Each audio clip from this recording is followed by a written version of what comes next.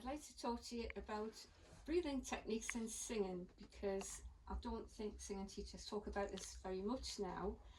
There's different schools of thought. A lot of teachers, and I'm talking CCM, pop music teachers, often kind of dismiss the old-fashioned arpeggio techniques because they're not considered necessary for pop singing, because you don't have the long legato phrases that you have in popular in classical and lieder music and that sort of thing. But others, I have to say I'm of this persuasion, others believe that it is still beneficial for a singer, because your breathing system is your energy supply for the voice. It's what gives you your dynamism, your stamina, and you also have a better quality of sound if you work on your breathing. So what I'm going to do is give you, first of all, I'm going to let you see a video to see how the diaphragm works, because if you're anything like me, I had absolutely no idea how the diaphragm actually worked until very recently. I thought that the diaphragm was just somewhere around here and it had to move about a bit, but it's actually much bigger muscle than that. It actually goes right the way around here, and this video will explain it.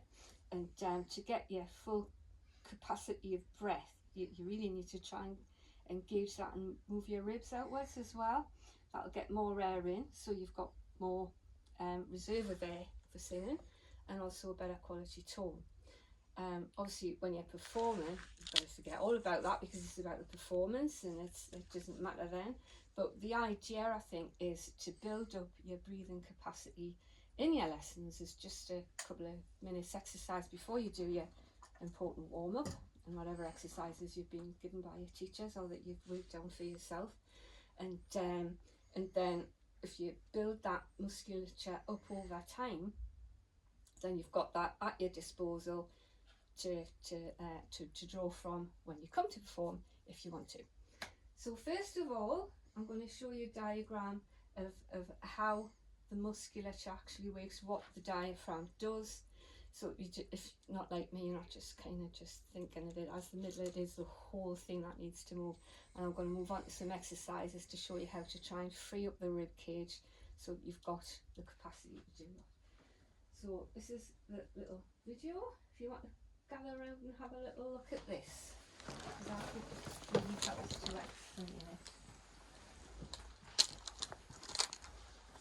Welcome back, everybody, inside the Anatomy Lab. Today, we are diving into the fascinating world of breathing, focusing especially on the movements of the diaphragm and its supporting muscles. Let's take a closer look at how the diaphragm actually moves within our body. At first glance, the motion of the diaphragm reminds of a jellyfish that is gracefully gliding through water. Just like the pulsations of a jellyfish that propels itself forward, the diaphragm contracts and relaxes rhythmically to facilitate breathing. As you can see, when we inhale, the diaphragm contracts and flattens, moving downward towards the abdominal cavity.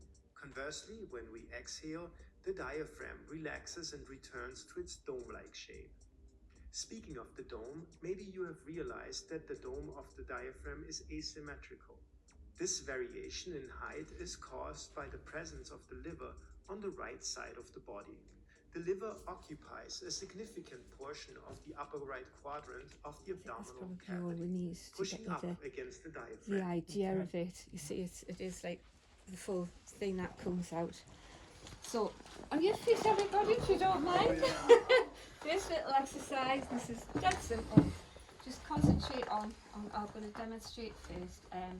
Just pretend you're saying your prayers, and you kind of breathe in as you reach back, and that kind of, so if you do that movement with your inhale,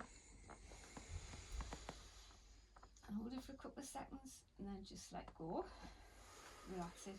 And the idea of that is just to get some movement in there, because a lot of people do still, you know, sing through, breathe through their clavicular, breathing through their chest, and manage perfectly fine. But there'll come a point where you get exhausted doing that, you get out of breath. If you start to use this, then you're much more ready to go.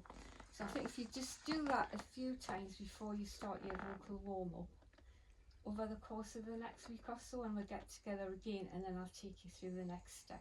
So just go through it one more time just to make sure you've got it. So breathe in.